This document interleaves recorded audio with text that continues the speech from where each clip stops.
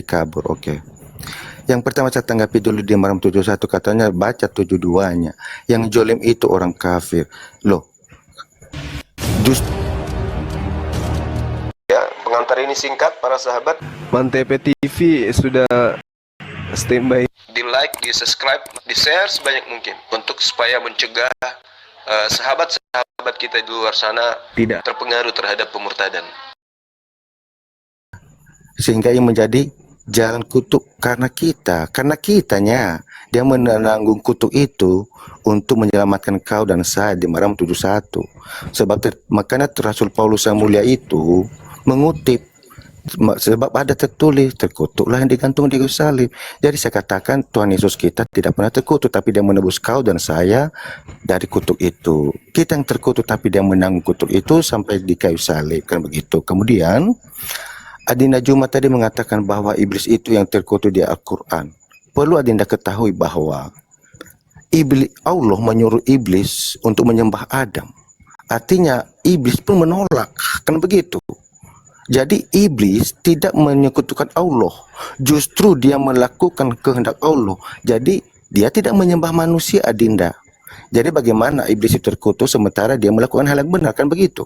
Dia tidak menyembah manusia dan dia tidak menyekutukan Allah.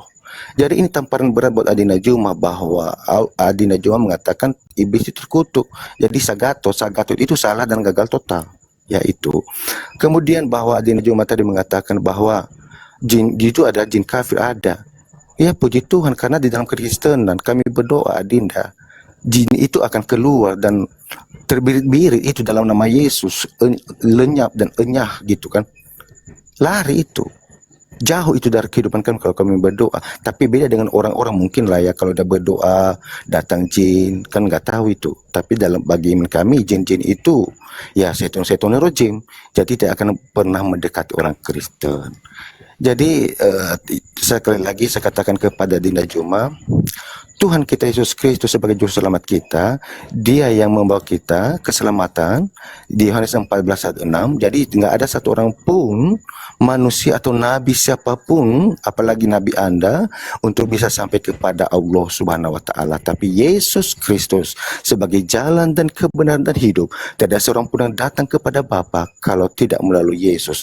Kalau memang Nabi Muhammad Anda menyelamatkan Anda sampai kepada Allah Subhanahu wa taala, tunjukkan ayatnya bahwa Nabi Muhammad, Nabi Anda yang Anda junjung tinggi, yang Anda muliakan, mengatakan akulah jalan dan kebenaran dan hidup, tidak sampai kepada Allah kalau tidak melalui aku. Itu pernyataan harus jelas dari Nabi Anda Muhammad.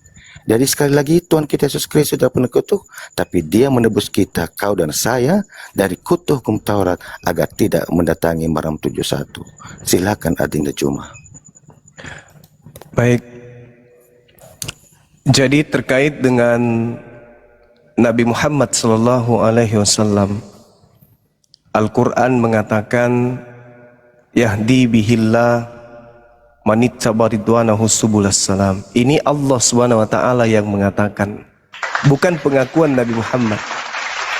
Sedangkan yang di Bible itu adalah pengakuan pengarang yang menceritakan seakan-akan Yesus yang berkata akulah jalan, akulah kebenaran. Padahal itu ucapan untuk Bani Israel, bukan untuk Kristen.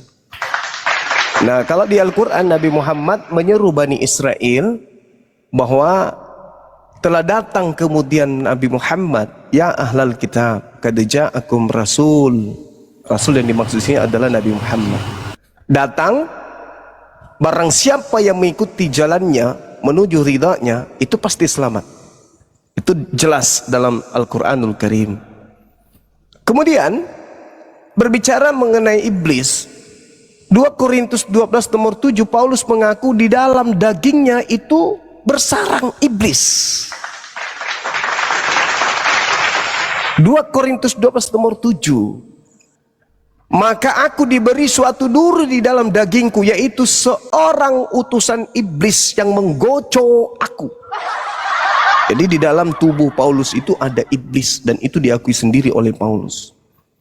Sedangkan ketika di Islam, uiddat lil kafirin, Allah mengatakan bahwa api neraka itu disiapkan untuk orang-orang kafir. Siapa yang kafir ini? Laqad kafara alladziina qalu innallaha tsalitsu tsalatsa. Yang mengatakan Tuhan itu 3 pribadi, 1 hakikat. Itulah kafir. Kemana perginya orang kafir menurut Al-Quran? Neraka jahanam. Innalladzina kafaru min ahlil kitabi wal musyrikina fi nari jahannam khalidina fiha.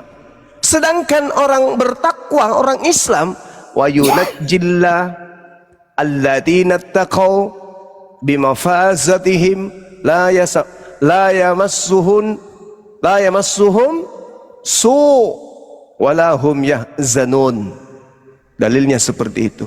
La yamassuhum su wala hum yahzanun. Insyaallah saya tidak keliru. Allah menyelamatkan orang-orang yang bertakwa karena kemenangannya, sehingga mereka tidak tersentuh oleh api neraka dan tidak bersedih.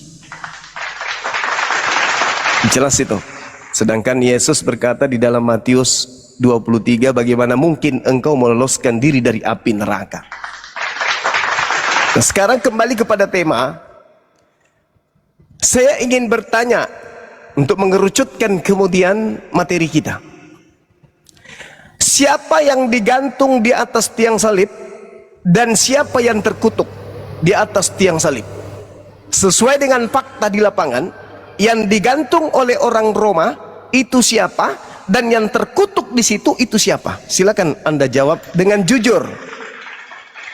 Sebab ada tertulis terkutuklah orang yang digantung di atas tiang salib. Pada kenyataannya, fakta real di lapangan, siapa yang digantung di atas salib? Bang Suma atau Tuhan Anda? Dialah yang terkutuk. Dalam pandangan Islam, yang terkutuk itu iblis. Silakan Anda jujur, hati-hati dalam berbicara. Saya butuh kejujuran. Silakan Bu. Oke, terima kasih Adinda, teman-teman Islam. Lihat, tontonlah kami berdua, Gurunda versus Gurunda, siapa yang tumbang dan siapa yang akan trauma. Oke, saya akan menanggapi dulu yang pertama, bahwa Adinda Juman tetap ke bahwa yang dimaksud di mendatangi malam 71 itu kan orang kafir. Saya katakan bahwa kami sebagai pengikut Isa itu di atas orang kafir. Jadi pertanyaan saya tadi, mana di Al-Quran bahwa pengikut Nabi Muhammad di atas orang kafir? Jadi pengikut Isa jelas di atas orang kafir. Pengikut Nabi Muhammad yang di mana bahwa dikatakan pengikut Muhammad itu di atas orang kafir? Itu tanggung jawabkan itu Adinda Juma.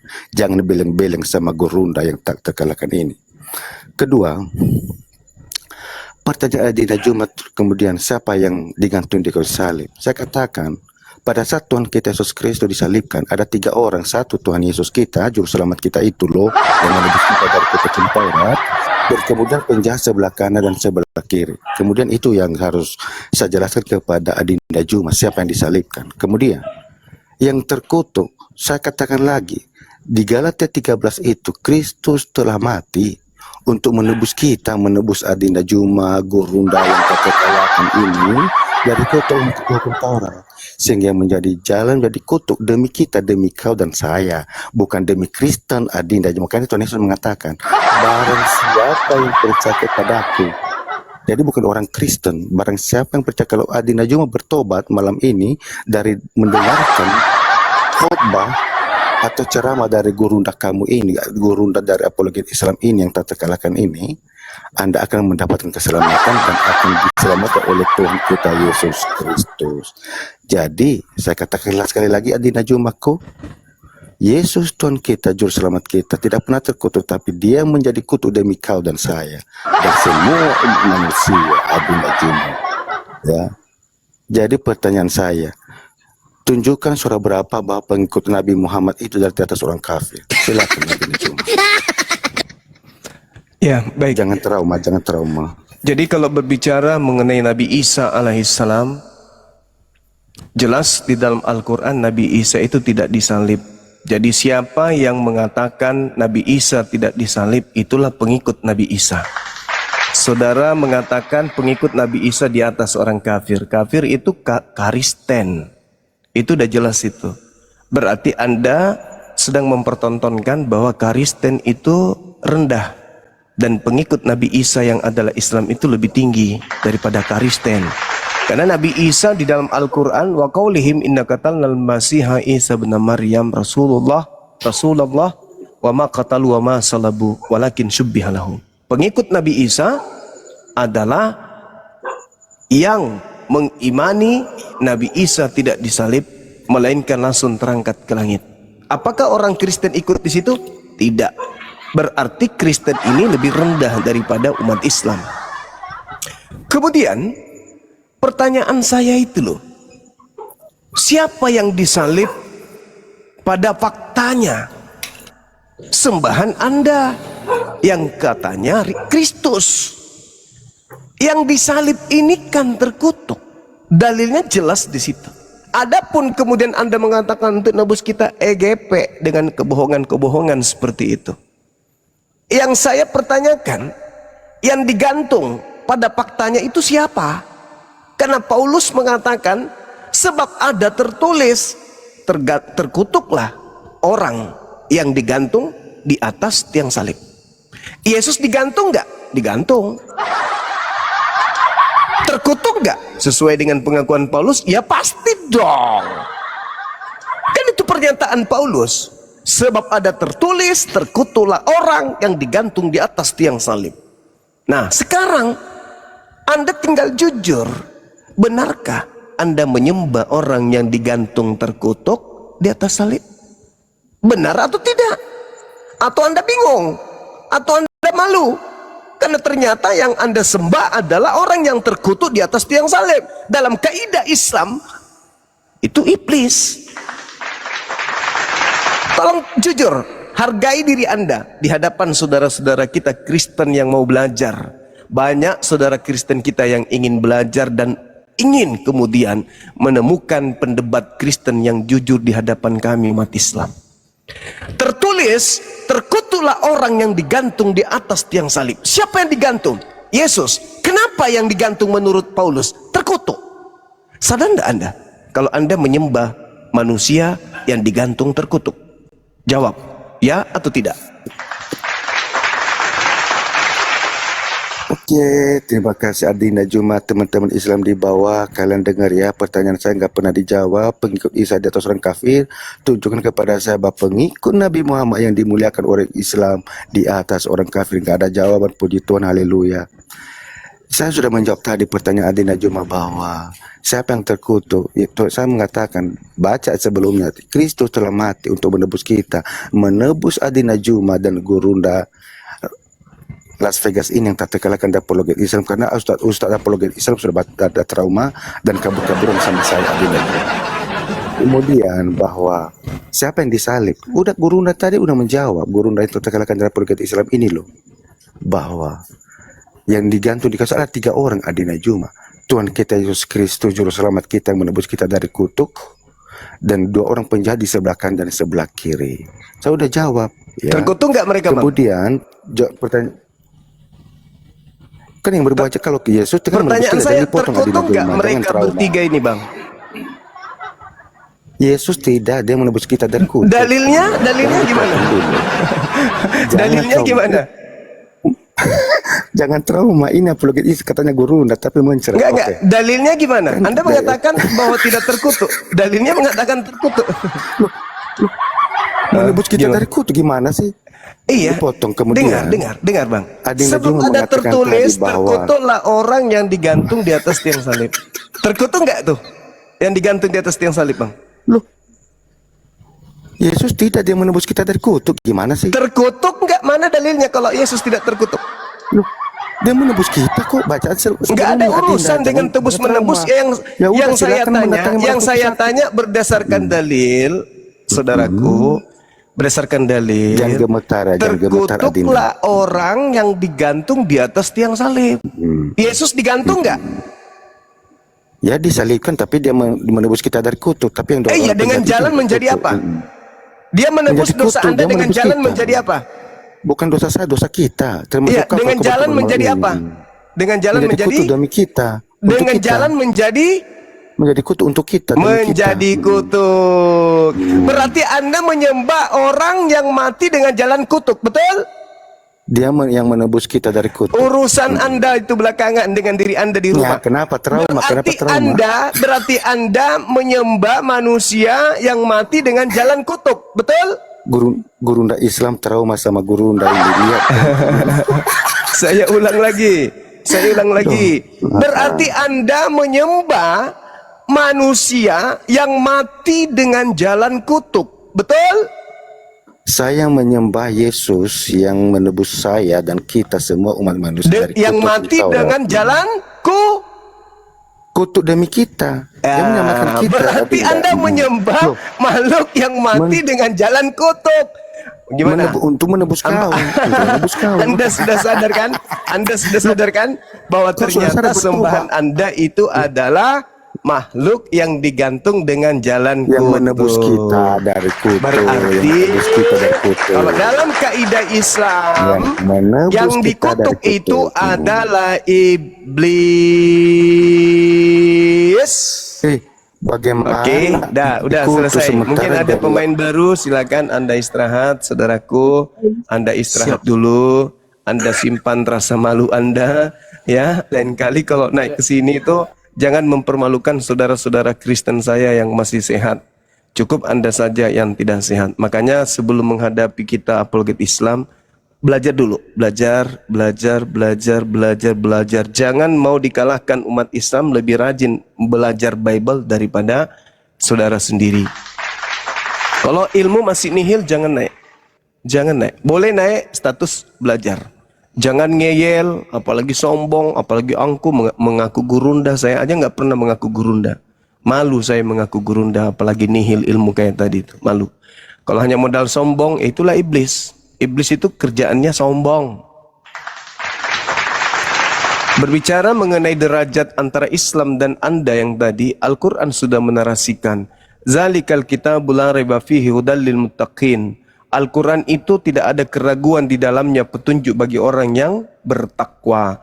Alladzina yu'minuna bil ghaibi wa yuqimunas shalah wa mimma razaqnahum yunfiqun.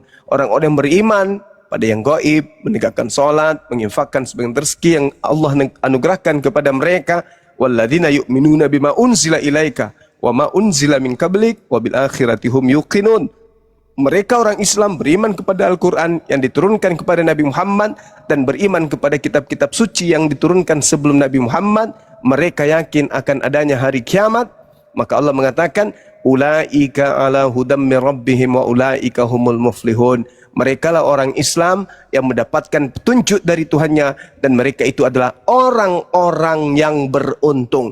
Innal ladina kafaru, sedangkan orang yang kafir kata Allah, sawaun alaihim anzartahum am lam tunzirhum la yu'minun. Kau katakan kepada mereka kebenaran ataupun tidak kau katakan kebenaran itu, mereka tidak akan beriman. Sudah kau katakan berulang-ulang bahwa yang digantung di atas tiang salib itu adalah yang terkutuk, dia akan pelintir, dia akan pelintir sampai betul-betul dia terjerumus dengan logikanya sendiri. Kenapa? Kata Allah, ala qulubihim wa ala sam'ihim wa ala absarihim gishamatu wa lahum azabun azim. Allah telah mengunci hati mereka dan pendengar mereka dan juga penglihatan mereka, ada penutup. Bagi mereka azab neraka yang sangat pedih. Tertulis, terbaca, tapi dia matanya tertutup. Dipelintir. Kenapa? Karena dia adalah penyesat. Saya kira begitu. Satu saudara kita gugur dari medan perang. Silakan satu lagi. Assalamualaikum warahmatullahi wabarakatuh. Sahabat muslim semuanya yang ada di sini. Ya, malam Bang. Malam Bang Regar. Sebentar ya, kita sapa dulu. Sebentar Bang ya, kita sapa dulu. Ada Bang Baal. Assalamualaikum warahmatullahi wabarakatuh. Dan Bang Blender. Assalamualaikum. Waalaikumsalam. Waalaikumsalam. Waalaikumsalam warahmatullahi wabarakatuh. Selalu ceria ya, selalu semangat. Oke. Izin teman-teman ya, ini kan tema pinggir jurang nih yang lagi kita bahas. Izin kalau bisa dikencangkan tap-tapnya ini karena pinggir jurang ini loh. Waalaikumsalam yang baru bergabung. Saya kasih kesempatan untuk Bang Aldaus, sekali lagi Bang Aldaus yang lagi menyimak dari tadi di bawah. Silakan kirim permintaan Bang Aldaus, nanti kita naikkan. Ini ada Bang Gareng, ini agamanya apa? Sama WIM ini agamanya apa nih? Bang Gimbal juga ini agamanya apa? Coba yang bertiga di atas Komal ini buka mute-nya dong. Regan ya Kristen. Bentar lah, iya. sabar lah. Ini ada mungkin Kristen juga bertiga nih. Tapi kalau nggak jawab izin saya turunkan ya. Nanti pecah piring blender lagi. Oke, saya anggap mungkin salah tekan. Bang Waim, Kristen atau Muslim agamanya bang? Oke, izin turunkan ya bang ya. Bang Gimbal ini agamanya apa? Oke, silakan lanjut Bang Regar. Silakan. Regan silakan. Buka mikrofonnya silakan. Selamat malam Bang Suma. Iya bang. Saya ngikutin nyimak dari tadi juga, jadi mau nanya nih, abang selalu mengatakan bahwa Alkitab dipelintir dan dibegitu. Setahu saya itu banyak yang sebenarnya tuh dalam Al-Quran itu diambil dari Alkitab juga bang. Jadi apakah boleh dikatakan dipelintir sementara banyak riwayat, tulisan dan segala yang ada di dalam tuh dikatakan diambil dari Taurat dan Alkitab. Ya, mohon dijelaskan bang gitu. Iya, baik abangku, baik. Jadi berbicara tentang adanya kesamaan. Kalau kita temukan nih dalam dialog lintas agama di mana Kristen mengambil kitabnya Yahudi dalam bentuk terjemah. Al-Quran diwahyukan oleh Allah yang maha melihat, maha mendengar, maha menyaksikan keadaan tentang Torah, tentang Zabur, tentang Injil. Lalu Al-Quran mengatakan kepada Nabi Muhammad, Bismillahirrahmanirrahim, wa min qablihi kitabu Musa imama wa rahmah wa hadza kitabun musaddiqul lisanan arabiyya liyunziral ladzina zalamu wa busyra lil muhsinin. Sebelum Al-Quran itu telah ada kitab Musa sebagai imam, sebagai petunjuk dan juga sebagai rahmat. Al-Quran ini adalah kitab yang membenarkan kitab-kitab sebelumnya yang datang kepadamu dalam bahasa Arab untuk memberi peringatan kepada orang-orang yang zalim. Jadi ayat suci Quran datang menjelaskan tentang Torah dalam bahasa Arab. Jadi kalau ada sisa-sisa Torah di dalam terjemah yang saudara pegang, lalu Anda temukan sama dalam Al-Quran, itu karena pencipta langit dan bumi mewahyukan tentang isi Torah itu dalam bahasa Arab ke dalam Al-Quranul Karim yang diberikan kepada baginda Rasulullah Muhammad SAW. Itu biasa abangku. Nah terkait yang tadi yang saya katakan dipelintir, saudara kita yang tadi yang kita kasihi itu, yang memelintir kemudian isi dari Bibelnya sendiri. Di situ Galatia 3 nomor 13. Kristus telah menebus kita dari kutuk hukum Torah dengan jalan menjadi kutuk karena kita. Sebab ada tertulis, terkutuklah orang yang digantung di atas tiang salib. Dia tidak mau mengaku kalau Yesus itu yang digantung, kalau Yesus itu terkutuk, kalau Yesus itu mati dalam keadaan kutuk. Nggak mau dia, berat untuk diakui. Makanya saya katakan dipelintirnya kemudian Bible-nya sendiri. Begitu abang. Baik bang. Tapi maksudnya kalau dalam konteks terkutuk itu memang dalam kitab-kitab terdahulu pun dikatakan dia akan dicambuk, didera dan ya digantung, yang dikatakan terkutuk betul. Tapi bukan bahwa kita menyembah orang terkutuk bang, itu sebenarnya tidak. Saya melihat begini, sebenarnya tuh kaum muslim itu cuma mengakui, hanya mungkin malu-malu aja untuk mengakuinya. Karena memang ada beberapa perbedaan bahwa dia tidak dilahirkan dan menjadi manusia. Itu yang sebenarnya perbedaannya tuh di situ. Padahal rayakan aku dalam surat Maryam kan bilang apa? Hari kelahiranku, hari kematianku dan hari kebangkitanku. Itu kan itu jelas-jelas wafat dan bangkit, bang. Bagaimana? Iya, bangkit itu dari kematian, bukan bangkit dari pingsan. Bangkit itu ketika berbicara mengenai surah Maryam, itu betul-betul berbicara tentang kebangkitannya di hari kemudian. Bukan bangkit dari penyaliban, enggak. Itu bahasa yang jelas berbicara mengenai 3 fase dalam kehidupan manusia. Sama seperti Nabi Yahya di data ayat 15-nya, sebelum ayat 33 itu.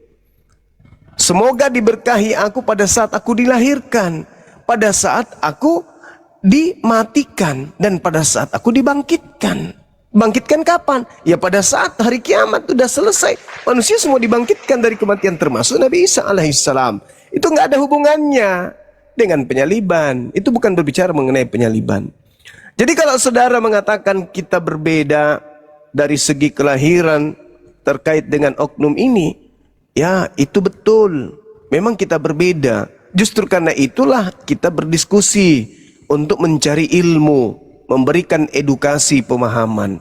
Yang kita sedang bahas di sini, di dalam ajaran agama Islam, abangku, yang mati, yang dikutuk itu, yang kekal mati, kekal di neraka itu adalah iblis.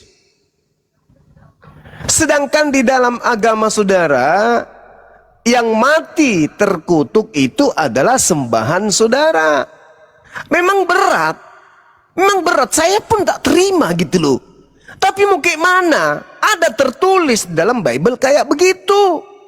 Yang sesungguhnya pun aku tak terima, saudara-saudara Kristenku, kok bisa dikatakan menyembah kepada makhluk yang dikutuk oleh Elohim. Nah sekarang permasalahannya adalah dalil yang dituliskan oleh Paulus. Apakah itu firman Tuhan atau bukan firman Tuhan? Yang Paulus katakan bahwa Yesus mati di atas tiang salib dengan jalan menjadi kutub. Ini fitnah atau firman Tuhan? Kalau saya pribadi ini fitnah. Kenapa ini fitnah? Karena Paulus sendiri yang menorehkan sebelumnya di data 10-nya di Galatia 3 itu. Apa kata Paulus? Terkutuklah orang yang tidak setia melakukan segala sesuatu yang tertulis dalam kitab hukum Taurat. Itu kata Paulus. Jadi yang terkutuk adalah orang yang tidak melakukan segala sesuatu yang tertulis di dalam hukum Taurat. Yesus melakukan, bukan? Ya, Yesus adalah hamba Tuhan yang taat melakukan hukum Taurat. Terus kenapa Paulus mengatakan Kristus yang menebus kemudian orang-orang di luar Yahudi dari kutuk hukum Taurat dengan jalan menjadi kutuk? Ini firman Tuhan atau fitnah? Karena keadaan ini memaksa kita untuk terima. Karena tertulisnya begitu. Ku baca ulang bang ya. Kristus telah menebus kita. Kita di sini Kristen, karena kami tidak. Dari kutuk hukum Taurat dengan jalan menjadi kutuk katara dalam bahasa Yunani. Nah, bagaimana dong? Ternyata Kristus menebus Kristen dari kutuk hukum Taurat dengan jalan menjadi apa? Menjadi berkah? Bukan. Menjadi selamat? Tidak. Menjadi kebenaran? Tidak. Tapi menjadi kutuk. Ini berat. Cuman saudara Kristen tidak menyadari kebanyakan. Coba dengan seksama dipelajari Bible itu. Yesus mati karena berkah atau Yesus mati karena kutuk? Yesusnya mati dengan jalan kutuk. Sudah begitu, dilegalkan pula tuh sama Paulus. Sebab ada tertulis, terkutuklah orang yang digantung pada kayu salib. Kok sampai segitunya ya Allah? Siapa orang ini? Pak Bombom? Kan bukan. Bang Suma? Kan bukan. Lalu siapa? Siapa lagi kalau bukan Yesus?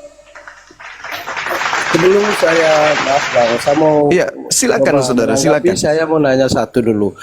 Apakah Isa itu adalah Yesus menurut ajaran teman-teman Islam? Itu satu pertanyaan Kalau dulu. yang lahir abangku tanpa ayah, diberi hikmat kenabian dan dia adalah nabi rasul kepada kaumnya Bani Israel, ada tertulis di dalam kitab saudara, yes, Isa adalah Yesus alaihi salam, atasnya keselamatan. Tetapi kalau berbicara mengenai Kristus yang keluar dari kubur, yang digantung di salib, itu bukan Nabi Isa alaihi salam. Dan solusinya di mana? Menurut kami Islam, seketika kami belajar Bible, solusinya di mana? Rupa-rupanya sebelum penyaliban, sebelum ada yang keluar dari kubur, sebelum ada yang muncul di Pulau Patmos, sebelum ada yang muncul kepada Ananias, dan ketika ada orang ke Damsyik, lebih dulu Yesus berpesan kepada muridnya agar waspada kepada sibilisisis yang datang menyesatkan banyak orang dengan memakai nama Yesus Kristus. Nah, itu solusinya tuh. Itu Nah, solusinya, Bang. Oke, kalau memang sama berarti gini Bang, dalam Al-Quran dikatakan satu tuh orang dalam Al-Quran yang ditulis suci adalah hanya Isa. Itu digaris bawahi dulu. Ketika dengan latar belakangnya lahir tanpa ayah dan dia adalah yang membawa banyak mujizat dalam tulisan dalam Al-Quran. Oke, itu satu. Yang kedua, mengenai terkutuk, itu dalam perjanjian lama itu dituliskan bahwasanya zaman Nabi Nuh itu anggap aja kiamat.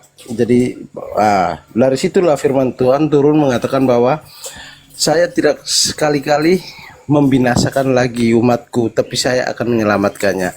Dalam perjalanan waktu dia akan menembusnya sendiri dengan segala siksa dera dan penderitaan yang sampai terkutuk itu karena pelanggaran manusia. Datanglah Tuhan dalam diri Yesus Kristus sebagai manusia.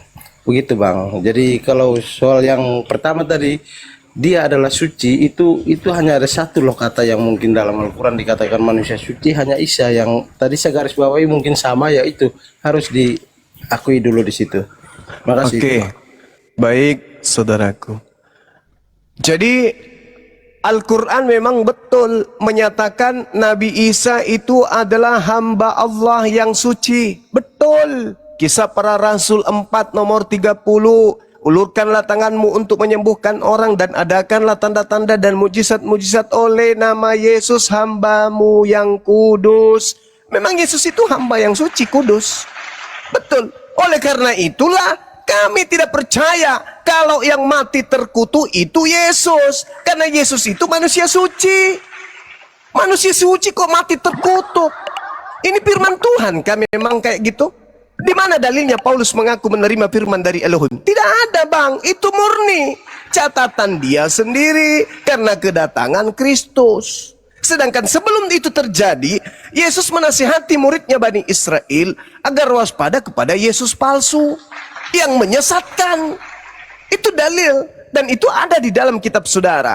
Sehingga ketika kita berbicara mengenai hal ini, alhamdulillah umat Islam tidak akan kebingungan untuk menemukan benang merah antara Nabi Isa dengan Yesus. Sebelum ada yang keluar dari kubur, sebelum ada yang ngaku-ngaku Yesus kemudian di atas tiang salib, sebelum ada ngaku-ngaku kemudian Yesus di Pulau Patmos dan ketika di Damsyik, Yesus asli sudah menasihati Bani Israel agar waspada kepada penyesat, iblis, planos yang datang kepada mereka dengan menyamar memakai nama Yesus Kristus.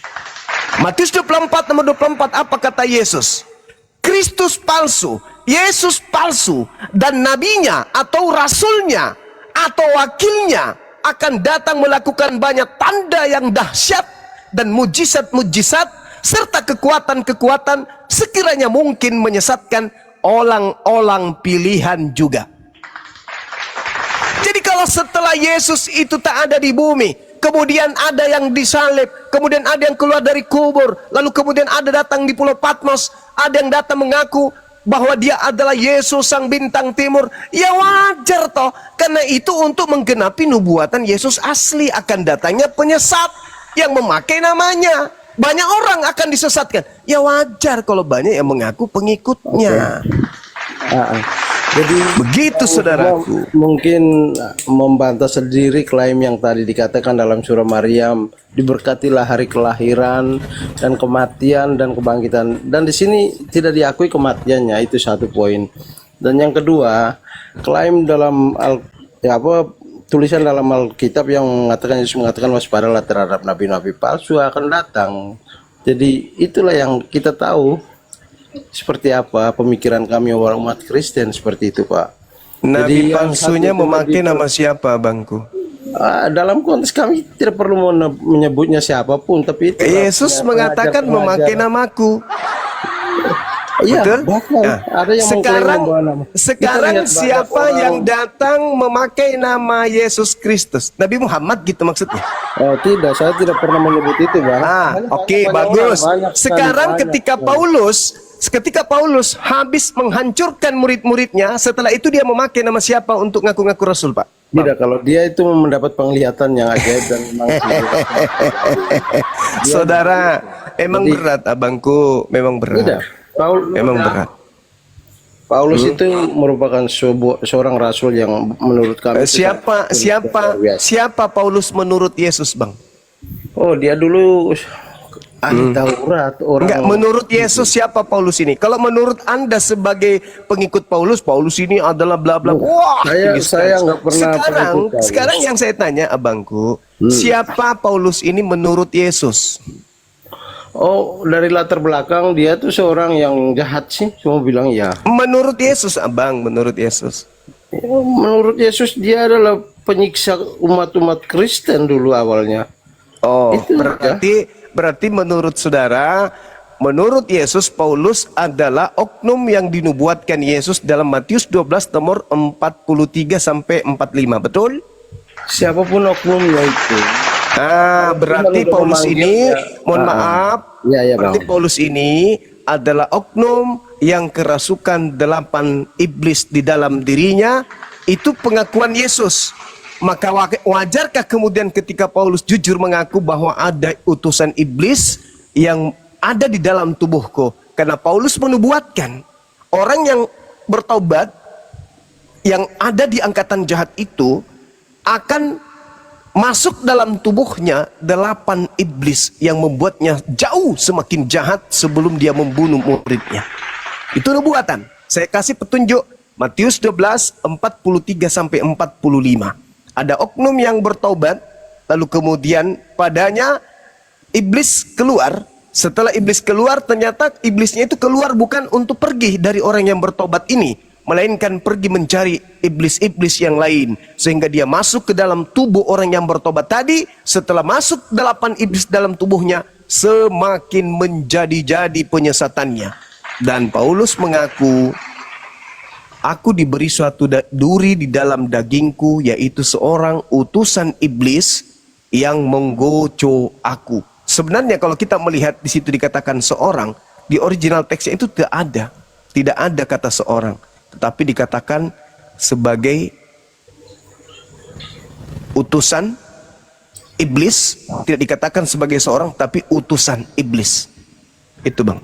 Malaikat. Kalau saya fokus ke yang dua tadi, Bang, itu tolong ini gak nyambung, karena setelah dalam Al-Quran dikatakan suci, satu-satunya yang dituliskan dalam surah itu suci. Kedua, Bang Juma itu menolak atau membantah sendiri klaimnya bahwa berkatilah hari kelahiranku sebagai manusia, iya, suci. Kedua, matianku yang tadi dianggap tidak mati, dan kebangkitan itu harus agak lebih dalam penjelasannya biar diterima gitu, Pak. Coba. Oke, saudaraku, baik. Dengarkan saya pelan-pelan. Pelan-pelan saya bicara nih. Kalau Anda mengakui bahwasanya Nabi Isa itu suci, maka Anda pun harus mengakui bahwa Nabi Isa itu diberkahi dimanapun Nabi Isa berada. Kita harus jujur nih. Kami harus mengetahui nih, apakah saudara saya jujur mengakui bahwa Nabi Isa itu adalah manusia suci, dan Nabi Isa, menurut Nabi Isa, dia dimuliakan oleh Allah, dia diberkahi oleh Allah dimanapun Nabi Isa berada. Wa ja'alani mubarakan ainama kuntu. Dan aku, Nabi Isa, seorang yang diberkahi di mana saja aku berada. Karena Nabi Isa manusia suci, diberkahi dimanapun saja berada, maka mustahile yang terkutuk di atas salib itu adalah Nabi Isa alaihi salam. Saya bukan menjilat ludah saya, enggak, atau membantah dalil saya, enggak. Tak ada alat di dalam diri Anda yang bisa menangkap penjelasan saya. Nabi Isa suci, kalau begitu dia tidak terkutuk. Nabi Isa diberkahi dimanapun berada, kalau begitu dia tidak terkutuk. Lalu siapa yang terkutuk ini? Di Islam iblis, di Yahudi iblis, di Kristen Tuhan, betul? Betul, Bang? Bukan, kalaupun dikatakan itu karena dia menanggung, dia turun ke bumi untuk menebus manusia dengan jalan gantung salib, di mana dengan jalan menjadi apa, Bang? Iya, yang dikatakan terkutuk harus gantung di kayu salib. Ya, terkutuk orangnya digantung. Berarti betul Anda menyembah manusia Kalau yang kau mati memahami- dengan jalan Iya, menebus kita yang terkutuk. Alhamdulillah Karena di Rabbil itulah zaman Nuh alamin. itu udah dibasmi semua. Sudah makhluk dua hidup. orang yang Tuhan mengaku tidak akan sekali-kali untuk kalau menyembah makhluk yang mati dengan jalan kutuk. Adapun alasannya menanggung dosa, membayar dosa, membebaskan dosa, itu urusan belakang. Yang pasti Anda adalah penyembah manusia yang mati dengan jalan kutuk. Manusia yang mati dengan jalan kutuk itu bukan di surga tempat kembalinya, tetapi di neraka. Kalaupun benar dia menanggung dosa-dosa Anda, dia tanggungkan kemana? Ke surga atau ke neraka? Tetap aja ke neraka. Maka muncul pertanyaan demi ilmu. Apakah yang menanggung dosa-dosa ini ke neraka ini orang suci atau iblis? Karena dosa tempatnya neraka, bukan di surga. Ketika seluruh dosa dilimpahkan ke pundak Yesus, kemana Yesus membawanya? Surga? Mustahil. Lalu kemana? Ke neraka. Pertanyaan kedua muncul. Siapa yang ke neraka? Tuhan atau iblis?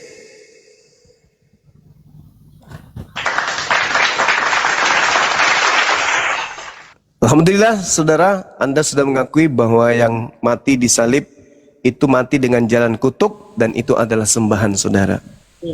Oke, thank you. Gila kali yang dikutuk tuannya, mampus kali kita bah. Tuan, aduh, mancur bah. Sahabat Dikutuk. setia, barakallah. pemahamannya dangkal. Maaf. Hentian lagi ya Bang Regar ya. Ini ada teman-teman Kristen, ada Toba sama Julius. Selamat malam Bang Toba sama Bang Julius. Lek Toba, dibuka mikrofonnya Lek Toba. Toba Marhian. Ito kak, laik ini. Udahlah, laik ito lah. Laik dengan ito. Oke Bang Julius saja. Silakan Bang Julius. Apa yang mau ditanggapin? Silakan Bang. Ya, Bang, aku ini kan orang awam ya, aku nggak tahu tentang masalah agama ya. Cuman aku mau tahu maksudnya, apakah kita ikut agama sesuai keyakinan abang itu, apakah kita masuk surga? Gitu. Maksudnya kita itu selamat apa tidak? Gitu. Islam itu artinya damai sejahtera. Damai sejahtera itu di surga, bukan di neraka. Kalau yang di neraka itu terindikasi pengikut Kristus. Kenapa? Karena Kristus itu terindikasi penyesat. Di mana dalilnya? Matius 24, 23, 24. Kristus adalah penyesat yang menyesatkan banyak orang, bahkan menyesatkan orang-orang pilihan. Jadi pengikut Kristus indikasinya neraka. Tapi kalau Islam itu selamat. Selamat itu di mana? Ya surga. Begitu Bang. Oke, baik Bang ya. Ya. Jadi kesimpulannya Bang ya, kesimpulannya ya bahwa orang yang tidak beriman di luar Islam atau tidak beriman kepada Allah atau intinya di luar Islam tidak memiliki tempat kekekalan atau hidup yang kekal atau yang disebut kata sehari-hari bahwa surga. Benar nggak Bang kesimpulannya itu? Betul. Di luar damai sejahtera, neraka. Ya Bang. Nah, jadi berarti seluruh agama di muka bumi ini di luar Islam masuk neraka. Benar nggak Bang? Iya. Pandai ya Bang ini. Ya udah.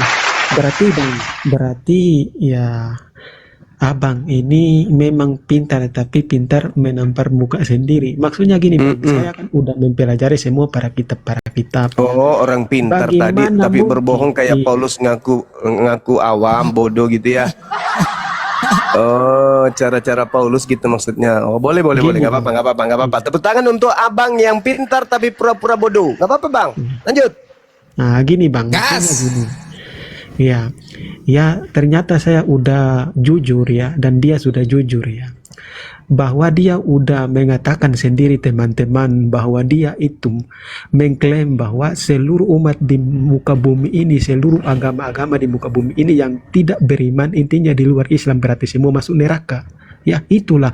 Jadi teman-teman di bawah, kalian harus tahu bahwa manusia di muka bumi ini, bangsa yang paling diberkati di muka bumi ini dari zaman sampai ke zaman, dari manusia pertama sampai sekarang, itu adalah orang-orang Israel ya. Di dalam kitab-kitab semua mengatakan bahwa ya, dia itu adalah bangsa pilihan. Dia di dalam Al-Baqarah 47 dan Yunus 90 mengatakan bahwa mereka itu adalah umat pilihan Allah ya.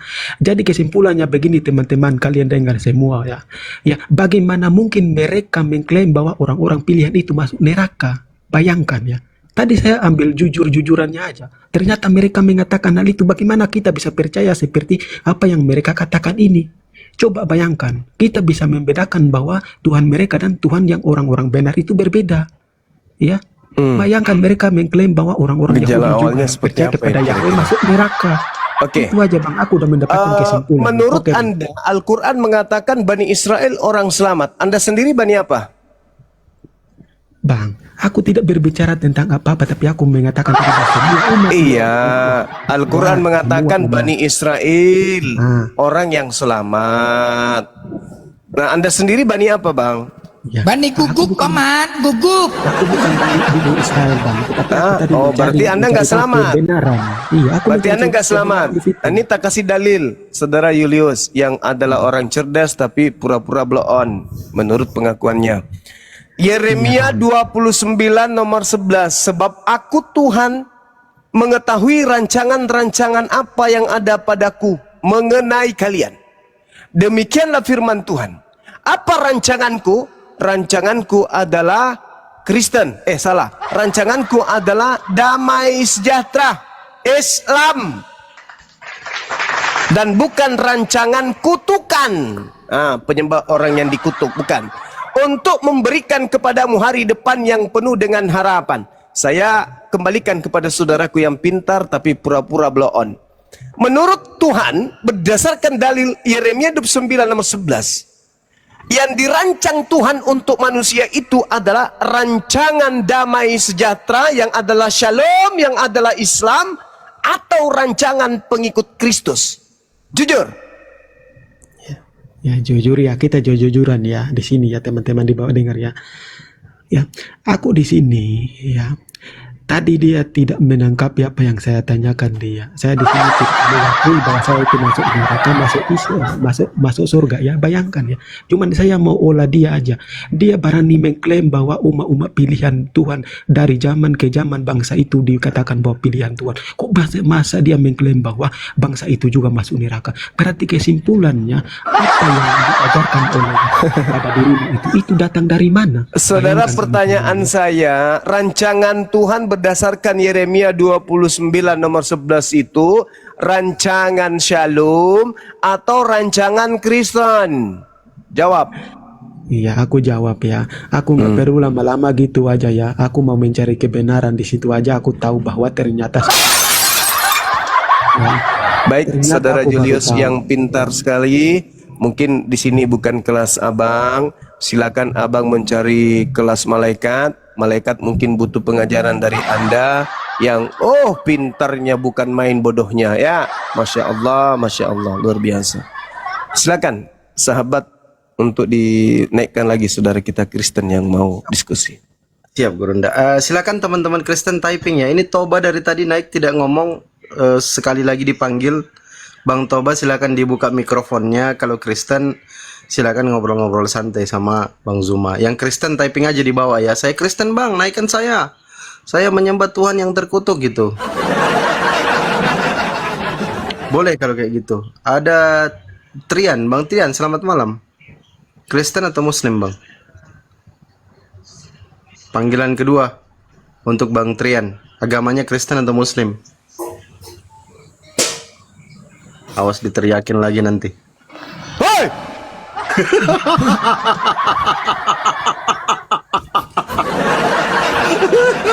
Udah ku bilang kalau mau berperang bawa pedang kau.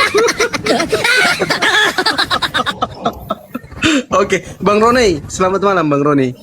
Kristen atau Muslim Abang? Selamat malam Pak Zuma, saya Kristen Pak.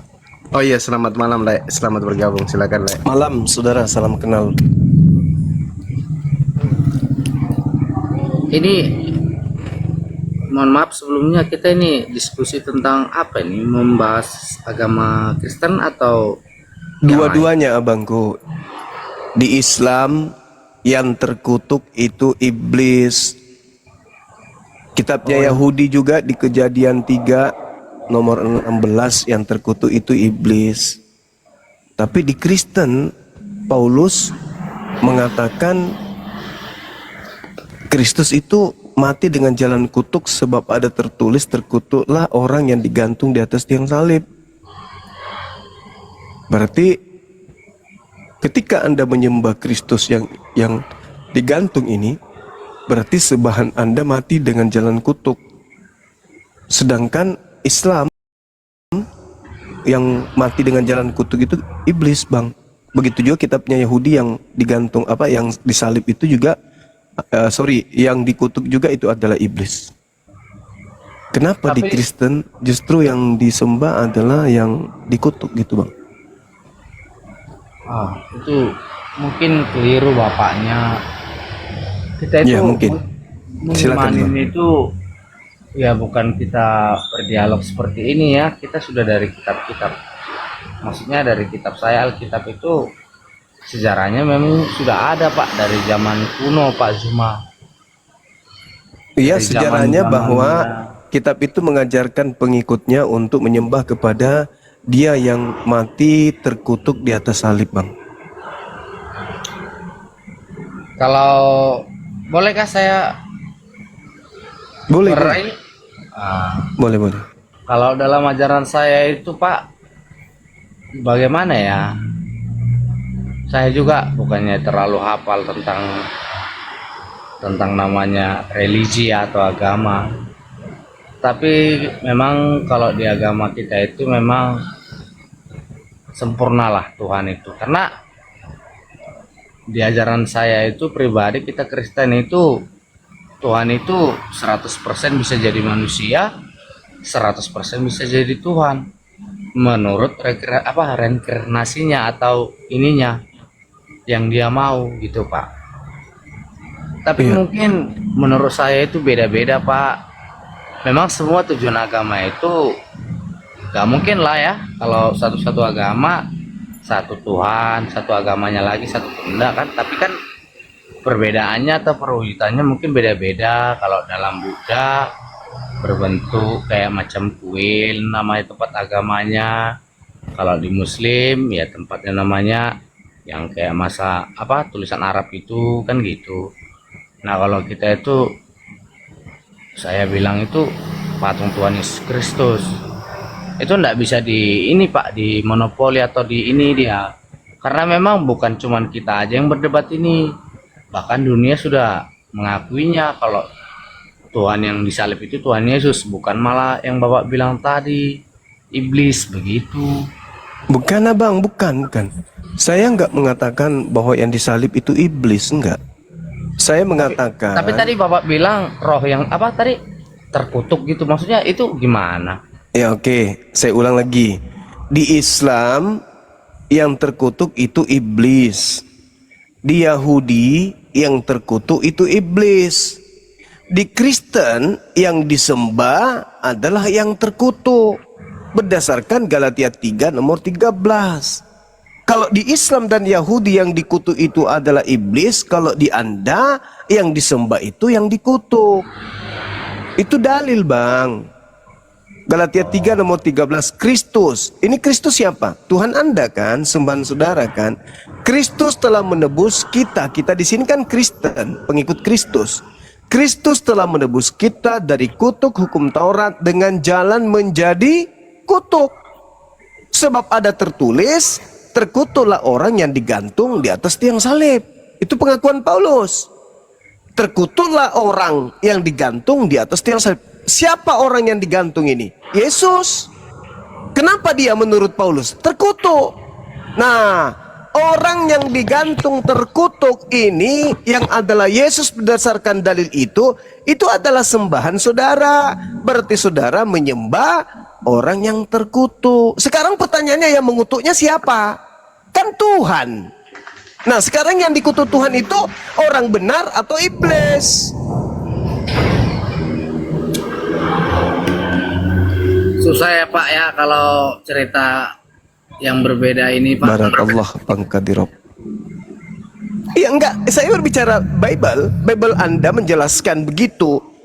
Nah sekarang di dalam pengakuan Tuhan berdasarkan Bible kan banyak tuh. Ulangan 27 nomor 26. Terkutuklah orang yang tidak melakukan hukum Taurat dengan perbuatan. Ulangan 21 nomor 22 23. Itu sebelum kelahiran Tuhan Yesus Pak. Itu perjanjian lama yang Bapak kutip, bukan perjanjian baru. Itu kitabnya Yesus atau bukan, Abang? Yang saya tanya itu yang Bapak kutip itu perjanjian lama, bukan perjanjian baru Pak. Iya, perjanjian lama itu kitabnya Yesus atau bukan, Abang? Itu sebelum Tuhan Yesus dilahirkan ke dunia atau lahir ke dunia berwujud sebagai manusia. Iya, Secara maksud saya ilahiyah. yang Anda katakan itu perjanjian lama itu memang kitabnya orang Yahudi. Yesus punya kitab itu, abangku. Itu kitabnya Makanya dalam Yesus. kitab saya itu Pak, saya memang nggak terlalu ini begitu kalau gereja. Tapi kalau namanya itu kan ada itu, kalau nggak salah saya mengingatnya itu dalam kitab saya itu ada tertulis di Yohanes. Karena begitu besar kasih Allah sehingga ia rela menurunkan anaknya yang tunggal untuk dikorbankan. Di mana itu dalilnya, Bang? Nggak ada itu. Di Yohanes Pak, kalau nggak salah saya di Yohanes Pak. Makanya saya itu Pak memang belum terlalu ini Pak, tetapi Pak begini Nggak Pak. ada Ya. dalilnya begitu. Bukan begitu, maksud saya begini Bang Pak. Bang Ronei, izin Bang. Nggak dengar dulu Pak, kita ini memang awam. Saya tahu Bapak itu paham agama, tapi agama orang lain yang Bapak pelajari, bukan agama Bapak sendiri. Begitu loh. Asal berdialog selalu agama Kristen yang Bapak bahas, bukan agama Ini Bapak agama sendiri. Ya saya itulah kita membahas Pak. dua Kita itu orang agama Kristen yang itu Pak ada hukum kasih. kasih Gitu, apa Pak. itu? Kasih sengsara, kasih sesat. Hukum Kasih kasih itu neraka. Pak begini loh Pak. Kalau perumpamaannya nggak usah heran, apabila itulah kebetulan ditampar Suma. Woi, Berapa kali Makasih. salah balikan terus. woi. Bising. Udahlah Pak, Bapak itu sama Nggak usah istri heran, aja kalau memang kalah. komentar botol Saya ini semua. Selamat malam. Selamat malam. Izin ya, Selamat malam turunkan. Juma. Malam. Juma, selamat malam. Malam. Aku mau tanya Tuhan mana yang kau Jumat sembah? Baca An-Naml 91 Tuhan negeri Mekah. Oke. Al-Quran ditujukan buat siapa? Baik. Baca si surah itu untuk satu-satu, penduduk satu-satu, Mekah Bang. dan negeri sekelilingnya. Satu-satu, Bang. Jadi Satu-satu. Tuhan di Alkitab adalah Tuhan Allah Israel. Jadi kamu harus belajar tentang kitabmu. Kalau Suma Ya. kan Upahmu kakeknya sebagai keturunan orang Arab, makanya bertakwa. dia Udah woi. Udah. Perempuan montok. Woi. Jadi jangan kau bahas Alkitab kitabmu. Udah, kau bertanya apa ya kau ini? Udah biar dijawab. Woi. Sekali. Kenapa kau Udah. suka? Jadi gitu cuma. Coba jawab dengan Jangan main Al-Quran. keroyok, jangan main keroyok. Coba Ini jawab kayak dengan settingan ya. Al-Quran, Yang jangan satu bahas dia Alkitab, Coba jangan gini lompat ya. pelan-pelan. Jadi kamu selalu membahas bahasa Alkitab. Kita berdebat soal kitabmu sendiri. Jawab. Kau malah manusia ini bukan kandang babi. Ngoceh aja kau dari tadi. Perasaan cocokologi. Ya. Hei. Allahu Akbar. Blender jadi moderator nggak yang di bawah yang ketawa-ketawa diblokir, yang ketawa. Izin satu-satu ya teman-teman Kristen. Coba kalau naik itu ngomong satu-satu, jangan bicara sendiri. Gimana? Kalian kalau main catur sendiri, berdua lah main catur. Os, jadi kan aku mau os biar ku tembak yang bandel-bandel os. Oke. Ini ada Bang Medi. Selamat malam Bang Medi. Silakan dibuka mikrofonnya, Bang Medi. Kristen atau Muslim agamanya Bang?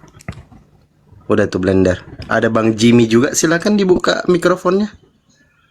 Teman-teman yang Sabar ya, dikeroyok nggak apa-apa, sabar ya. Cuman yang host, yang moderator tolong diblokir yang ketawa-ketawa di bawah itu.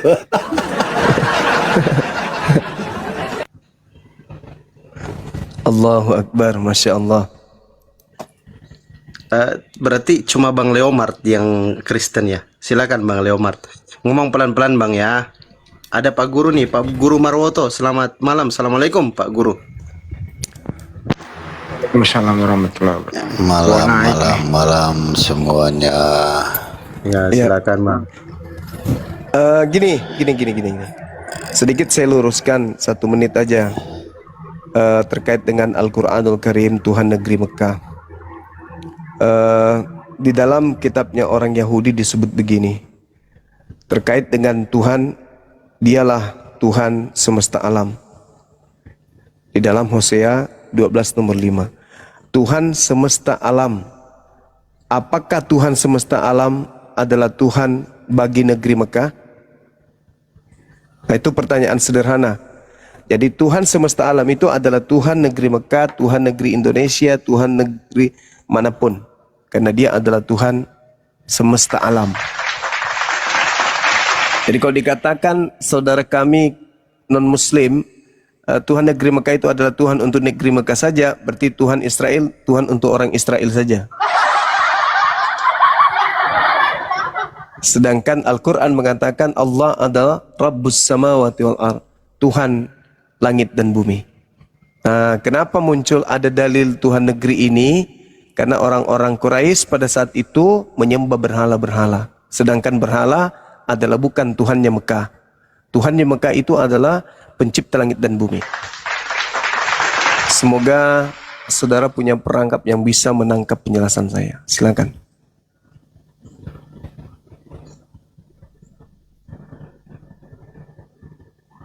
Mute-nya dibuka Bang Leo. Nanti diteriakin lagi Bang Leo. Jangan. Oh, jangan. Ya, saya mau bahas apa ini ya? Soalnya saya udah nggak percaya sama agama-agama sih. Mahatiminya. Soalnya apa ya, Suma ya? Selama saya hidup saya nggak pernah dapat bukti sih. Salah satu orang gitu kayak gini ya, setiap agama kan selalu mengklaim punya Tuhan yang benar, ada surga neraka, tapi saya nggak pernah dapat orang yang udah meninggal terus hidup kembali, terus dia ngomong gini, oh ini Tuhan yang benar, ini agama yang benar, ini yang harus kita pilih. Nggak ada sih, semua kan hanya doktrin sama imannya aja, dan itu fakta sosialnya, itu fakta yang terjadi secara logik. Kenapa Anda nggak percaya lagi agama Anda Kristen? Alasannya? Semua agama, saya udah Iya, semua agama kan memang tadinya Anda bukan Islam, tadinya Anda Kristen. Kenapa saudara tidak percaya Kristen lagi? Karena ya, kalau di Kristen salah satu contoh ya banyak juga pendeta suka bohong gini gitu, ritual-ritual agama semua dibuat oleh manusia. Setelah saya pelajari Muslim sama juga, ini nggak ada beda-bedanya, ini beda 11-12. Terus saya berlogika gini, ada benarnya juga, ngapain juga beragama, orang kok belum pernah ada mati terus hidup lagi, terus dia ngomong gini, oh ini Tuhan yang benar, ini surga, ini agama yang harus kita imani. Ya dasarnya ternyata semua hanya doktrin, imani aja. Oh, kalau misalnya dalam kelas ada ujian Bang, terus kunci jawabannya disertakan bisa dengan soal. Gini Bang Suma, nggak bisa kasih analogi seperti itu, sesuatu yang sakral ya. Ya udah, Anda dibawa aja dulu, Anda istirahat di bawah. Iya, oke. Anda di bawah, Anda dengan cangkul, silakan Anda mencangkul. Jadi bumi ini tempat kita hidup itu tempat ujian. Makanya kita itu diberi kehendak bebas. Jadi pada diri manusia itu yang pertama, manusia itu adalah makhluk intelektual, punya kecerdasan. Dengan kecerdasan manusia itu, jangankan kemudian melakukan penemuan, membantah Tuhannya pun bisa. Karena kecerdasannya, karena kesombongannya, dia membantah adanya Tuhan. Padahal dulu dia ganteng, sekarang dia keriput, giginya udah mulai tinggal satu-satu. Dia tidak sadar itu kalau itu adalah panggilan alam kubur. Tapi dia sombong. Untuk apa beragama? Tuhan itu nggak ada kok. Nggak ada orang yang pernah mati lalu keluar dari kubur. Ya Anda aja yang mati baru keluar dari kubur. Alam semesta ini tempat ujian. Manusia itu pertama diberi kehendak bebas, diberi kemampuan intelijensi, ada insting kemanusiaan sebagai pemimpin, utamanya memimpin dirinya. Yang kedua, manusia diberi kehendak bebas, pilihan. Dia bisa beriman, dia bisa kufur. Itu hak mutlak yang menjadi hak manusia. Apa itu keadaan ini ada? Manusia itu pintar, manusia itu cerdas, manusia itu bisa berpikir, dan yang kedua, setelah dia mampu berpikir, dia bisa memilih antara kufur atau dia beriman. Nah, yang ketiga, kodrat manusia itu diuji. Dunia ini ujian. Sikit-sikit ujian. Belum apa-apa anak minta beli motor, ujian. Belum apa-apa istri sakit, ujian. Belum apa-apa sakit, itu ujian. Maka setelah diuji, apakah manusia ini menggunakan tingkat intelijensinya untuk mendudukkan perkara kemana hendak ia pergi ketika ia sakit, ke dukun atau ke rumah sakit? Itu keadaan, tidak bisa tidak. Jadi yang namanya ujian tidak mungkin disertakan kunci jawaban. Kalau misalnya ada orang mati, dia misalnya Islam, meninggal dunia, lalu kemudian keluar kepalanya dari kubur. Saudara-saudara sekalian, jangan kau beragama di luar Islam, karena di alam kubur ini ku tengok orang-orang di luar Islam semuanya menderita. Maka tak ada lagi orang yang berpikir untuk menelaah kemudian kebenaran agamanya dan keyakinannya masing-masing. Semua orang akan menjadi binatang. Kenapa? Yang tunduk kepada keadaan. Kambing tidak pernah menggantikan makanannya dengan makanan soto Betawi. Bosan makan rumput, besok mau makan bakso deh. Nggak ada itu, nggak ada. Tunduk pada keadaan. Nah, ketika kemudian ada orang berbicara dari kubur, misalnya orang yang sudah mati bangkit dan berbicara, yang benar adalah agama Islam, yang tidak benar adalah agama Kristen, maka tak ada lagi yang mau beragama Kristen, semuanya Islam. Lalu buat apa kita dikasih tingkat intelijensi? Buat apa kita dikasih hak milih kalau begitu? Berarti bukan lagi iman. Itu sudah bukan iman lagi, karena kita sudah tahu. Yang dikatakan iman itu tidak melihat tetapi meyakini, itu iman. Dia keluar dari agama Kristen karena di Kristen ada pembohong, ada pendusta. Ya, mau kemana dia itu? Nanti dia keluar dari rumahnya itu karena di rumahnya banyak pembohong. Keluar lagi dari kantornya kan di kantornya banyak pembohong. Inilah orang yang tidak sehat akal. Udah jatuh ketimpa tangga lagi. Maunya dia tetap aja di Kristen, baca Bible dengan seksama, pelajari Bible dengan sungguh-sungguh. Gunakan akal sehat menelaah isi Bible untuk mendapat petunjuk, bukan doktrin dan dogma. Malah keluar dari sana dengan menghina para pendeta dan pastor. Sudah jatuh ketimpa tangga lagi. Kalau di Kristen minimal jatuh, tapi tidak ketimpa tangga. Bisa dia belajar Bible, menemukan kebenaran di dalamnya hingga sampai kepada hidayah. Begitu Cak Kangkung. Silakan saudara-saudara yang lain. Siap. Izin sapa dulu, ada Bapak dosen Kristologi yang lebih tinggi ilmunya. Assalamualaikum Bang Ardiansa. Waalaikumsalam. Assalamualaikum Guru Ndasuma. Assalamualaikum teman-teman muslim semuanya yang ada di atas dan di bawah. Waalaikumsalam. Sehat-sehat abangku. Alhamdulillah, amin. Oke, izin saya sapa, ada Bang Ratno Fernandes. Selamat malam Abang Ratno. Agamanya apa Bang? Silakan dibuka mikrofonnya. Bang Ratno, selamat malam. Awas, panggilan ketiga bahaya nih. Bang Ratno, panggilan terakhir. Hoi! Sudah kau bilang. Itu juga kode juga buat tetangga saya supaya bikin kopi. Oke, Mbak Hana, Ito Hana, wadah Ito Hana Sianipar. Selamat malam Ito. Selamat malam. Ya, silakan Ito cantik, silakan. Saya izin bertanya, boleh? Boleh. Silakan.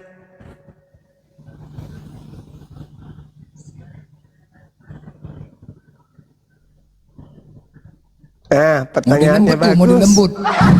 Mode lembut. Saya bisa dibesarin open cam nggak? Boleh.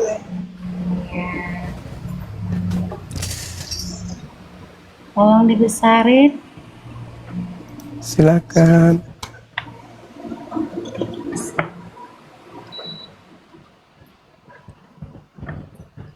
Par ya. Iya.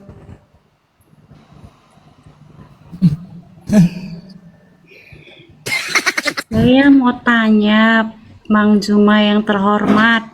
Iya. Dalam Sahih Bukhari 4414, benar nggak ini kira-kira kisahnya?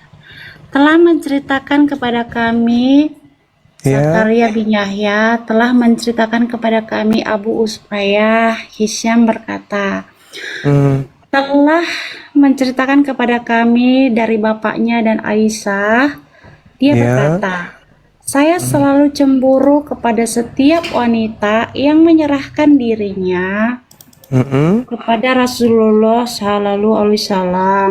Saya berkata, apakah seorang wanita menyerahkan dirinya?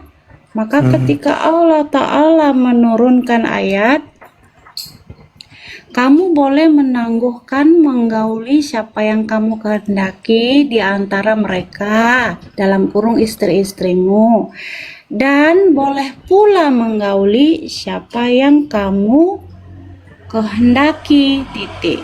Dan siapa-siapa yang kamu ingini untuk menggaulinya kembali dari perempuan yang telah kamu cerai, maka tidak ada dosa bagimu. Dalam QS Al-Azab 51, saya Aisyah berkata, saya tidak melihat rohmu kecuali sangat cepat memenuhi keinginan Anda. Apa yang saudari ini pahami di situ? Ya, Bang Juma yang terhormat. Iya. Apakah di situ benar? Apakah itu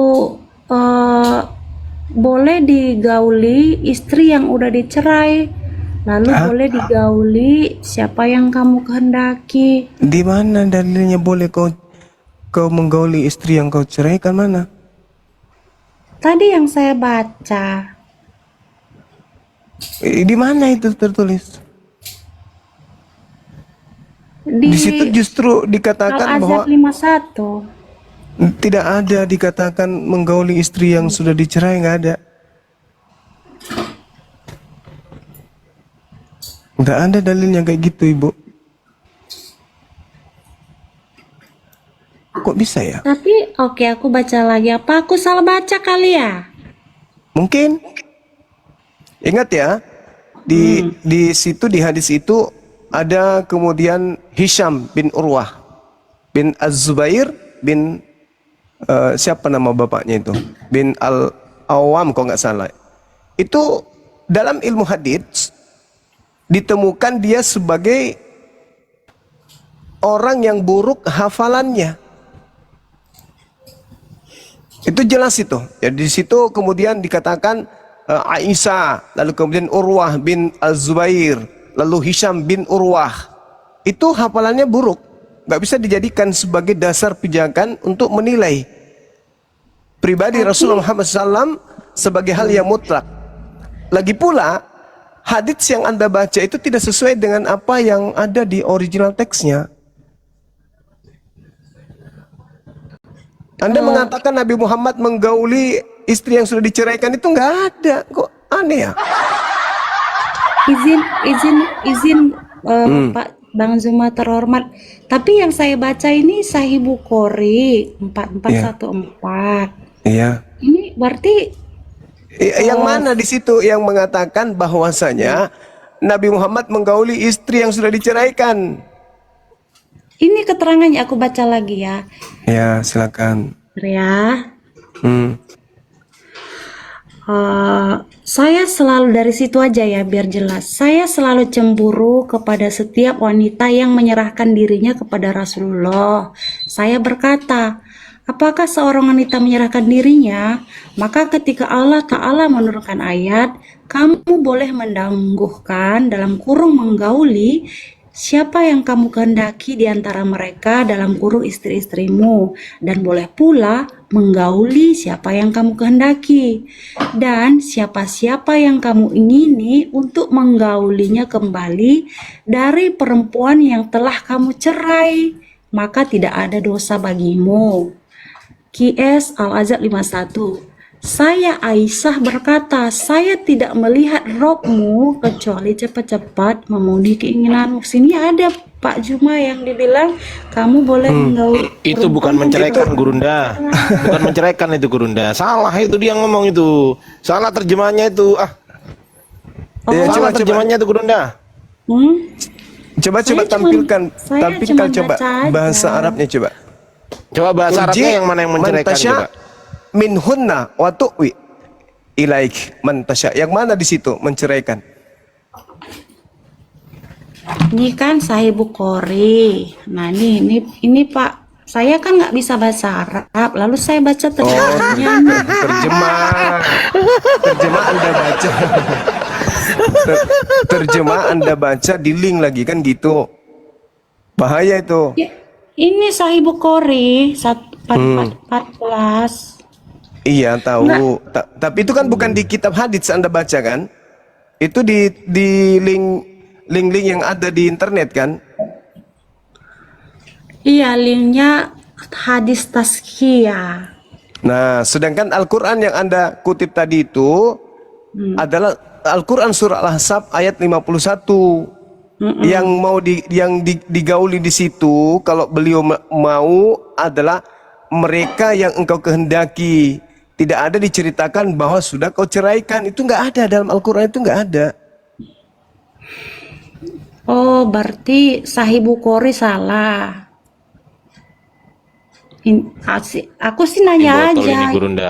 Botol ini Gurunda. Tidak ada diceraikan di situ. Siapa yang engkau ingini untuk menggaulinya kembali dari istri-istrimu yang telah engkau sisihkan, tidak ada dosa bagimu, bukan diceraikan di situ.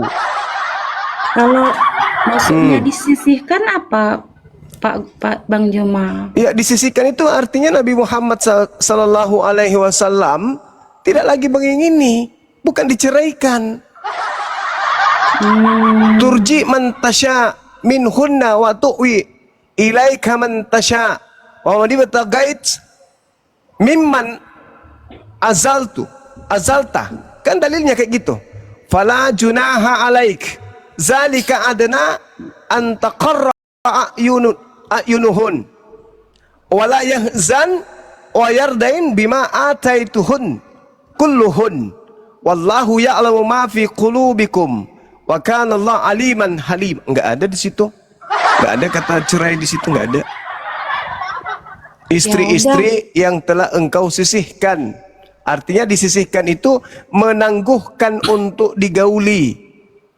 Engkau Nabi Muhammad boleh menangguhkan untuk tidak menggauli siapa yang engkau kehendaki di antara mereka istrimu. Dan boleh pula engkau menggauli siapa di antara mereka yang engkau kehendaki. Siapa yang engkau ingini untuk menggaulinya kembali dari istri-istrimu yang kau tangguhkan. Jelas kok itu. Kalau kita merujuk ke original teksnya. Gitu. Ya. Betul ya. teman-teman. Lalu Luar biasa Gurunda. Betul Gurunda itu, betul. Oh iya, memang begitu. Betul itu Gurunda. Sesuai dengan data yang saya punya Gurunda. Jadi di situ turji itu bukan menceraikan, ditangguhkan. Makanya Iya. saya katakan dia itu modal terjemahan gitu loh. Ya kan yang Nah, sekarang Kristen dia kan. Saya kan iya, cuma Gurunda. Sekarang baca. gantian Gurunda. Sekarang Gurunda gantian bertanya kepada si Hana, kan sudah dijawab sama Gurunda dengan bagus, dan di situ menangguhkan teman-teman ya. Turji di situ menangguhkan, bukan menceraikan. Nah, yaitu salah terjemah di hadis. Ya maklum lah ya kan. Dia kan modal terjemahan. Oke, sekarang Gurunda Suma silakan bertanya kepada Hana. Hana silakan didengarkan pertanyaan dari Gurunda Suma supaya diskusinya bisa terdengar elegan gitu kan. Silakan Gurunda, pertanyaan Gurunda. Silakan Gurunda. Iya. Ya, dengar dulu Hana. Dengar dulu. Ya, Saya boleh bertanya sabar ya. Sabar Hana, sabar. Silakan Gurunda. Iya, baik. Ada hal yang ingin saya tanyakan terkait dengan junjungan kita masing-masing ya. Junjungan saudara kan Paulus, kalau kami adalah baginda yang mulia, baginda Rasul Muhammad SAW. Ada hal yang ingin saya pertanyakan kepada saudara saya ini. Di dalam Galatia 4 nomor 19, Paulus di situ mengaku bersalin. Bagaimana seorang laki-laki ini bisa bersalin? Coba dijelaskan kepada kami. Apakah ada yang menggauli dia dari belakang lalu hamil atau gimana? Silakan. Mak jangan bersalin, hamil dia. Aduh, mati kita. Paulus hamil, aduh, hancur kali ya. Kenapa jadi tertawa ini? Galatia 4 nomor berapa Gurunda? Nomor 19. Saya serius. Ini berbicara mengenai junjungan kita. Paulus itu kan junjungan saudara-saudara. Oh ya, silakan. Tadi Nabi Muhammad kami sudah memberikan solusi dari kebingungan Anda. Nah sekarang kami juga bingung, seorang laki-laki bersalin, apakah dia disuntik janin atau dia operasi untuk kasih rahim di perutnya atau gimana? Karena di situ mengatakan aku menderita sakit bersalin gitu. Silakan Mbak Hana. Gampang, itu maksudnya bersalin, artinya kan bukan bersalin seperti wanita bersalin, tapi dia menggunakan majas, bahwasanya ketika dalam pelayanannya dia membuahkan anak-anak rohani, ya itu. Nah, tadi pertanyaan saya sebenarnya belum selesai. Kenapa? Jangan jeprang dulu, jangan menyembunyikan sesuatu yang fatal gitu ya dengan itu kan hanya majas, itu kan perumpamaan. Kalau perumpamaan anak-anak didik, anak rohani itu murid anak-anakku itu biasa. Ini bersalin kok perumpamaan. Karena kamu aku menderita sakit bersalin. Itu perumpamaan apa sakit bersalin? Itu maksud saya kiasan, contohnya kiasan gini. pula. Yang kayak gini dianggap kiasan. Kalau mau mengambil kiasan, saudari, kalau mau mengambil kiasan itu kata murid atau kata anak-anak, bukan bersalin. Kenapa Murid pula? kan bukan kiasan, artinya Sahabat begini, Andre barakallahu fiik. kan minta aku aku menerangkan kenapa di Iya, tapi kamu penjelasan jelasin. saudari ini di dalam bahasa Yunani odino itu adalah menderita bersalin dan itu hanya dialami oleh seorang perempuan. Kalau Anda mengatakan itu hiasan, Anda menganggap itu perumpamaan, harusnya bukan bersalin, tetapi anak-anakku, aku menderita karena kalian. Nah, hiasan anak-anak di sini adalah murid, anak-anak didik. Tapi ini bersalin, berarti hamil, dia hamil. Ya, jangan Siapa yang menghamili begitu. Paulus Tidak sampai ada. dia bersalin? Itu pertanyaan saya, Mbak.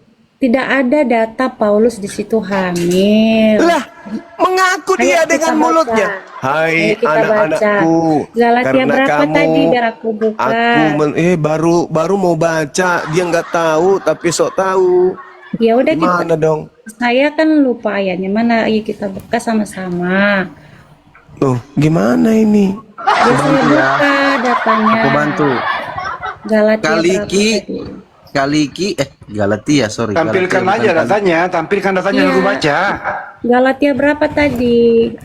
Galatia 4:19. Ya. Silakan ilmu pelintir meluncur. 19. Ya, tadi, ya kan?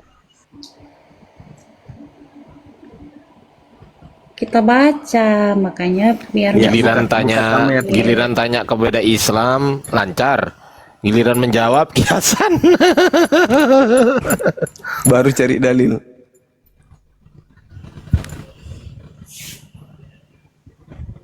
Silakan dibuka kameranya, Ibu Hana. Tampilkanlah, tadi berani tampilkan data kami. Masa datamu nggak berani tampilkan? Ya, tampilkan aja Hana, tampilkan datamu, silakan.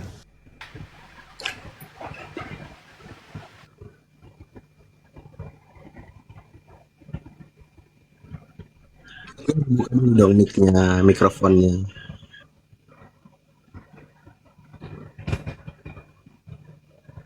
Mikrofonnya dibuka dulu, mic-nya. nih. Galatia 4 ayat 9 ayat 17 ya kita baca. Mereka dengan giat berusaha untuk menarik kamu, tapi dengan tidak tulus karena mereka mau mengucilkan kamu supaya kamu dengan giat mengikuti mereka. Memang baik kalau orang dengan giat berusaha menarik orang lain dalam perkara-perkara yang baik, asal pada setiap waktu dan bukan hanya bila aku ada di antara kamu. Hai anak-anakku, karena kamu aku menderita sakit bersalin. Hancur, Betapa di dalam hancur kamu, otak.